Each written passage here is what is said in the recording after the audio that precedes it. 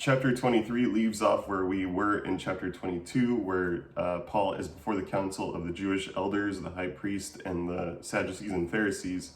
And this is after we see at the end of chapter 22 that Paul is put before the tribune, but the tribune cannot get the answers that he's looking for. He can't figure out why Paul is in the middle of this conflict. And so because he can't get the answers, he decides that he would rather put him before the council of the Jewish leaders, because those are the people that have a problem with him.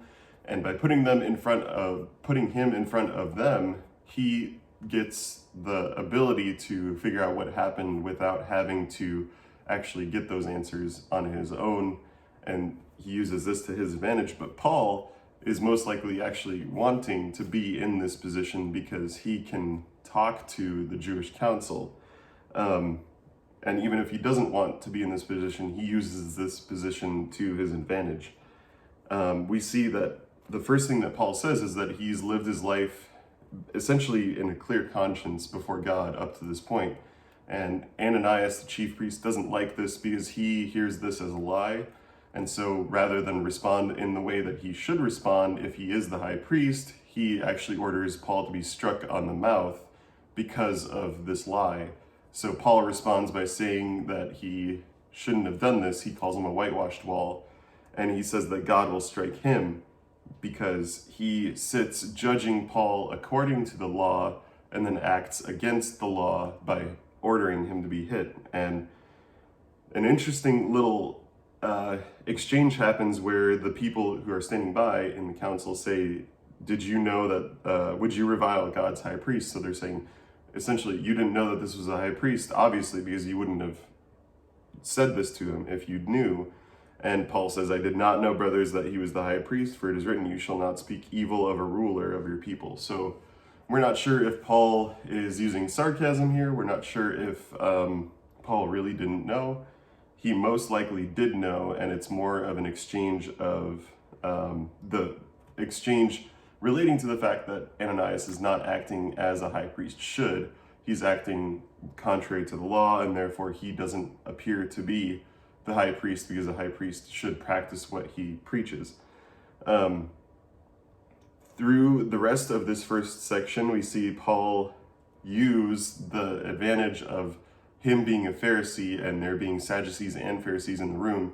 Sadducees, we see in verse 8, do not believe in the resurrection, nor angel, nor spirit, but the Pharisees acknowledge them all. And Paul, being a Pharisee, acknowledged them as well. But he uses this conflict point as an advantage to him because he is able to turn each of these parties against each other. And he uses this so that they essentially fall apart. The council falls apart because they start arguing amongst themselves. So the tribune orders him to be taken back to the barracks. And we find out that there's a plot to kill Paul in the middle section between verses 12 and 22.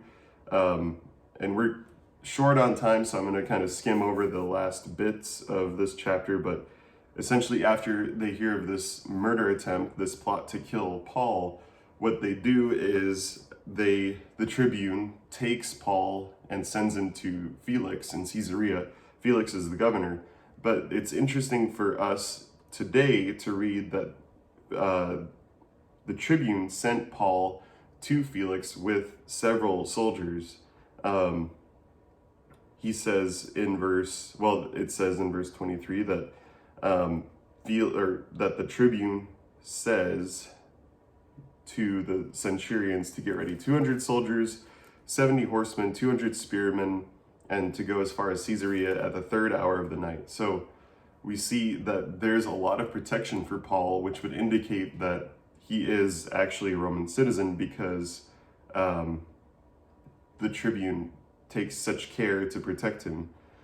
And so we see in verse 26 through the end of the chapter that Claudius Lysias is the tribune, and he is writing to the governor, who is Felix, and he says that this man was seized because there was a conflict around him, and so he gives instructions to Felix to protect him. And when they had come to Caesarea in verse 33, they delivered the letter to the governor, and they presented Paul before him. And on reading the letter, he asked what province he was from.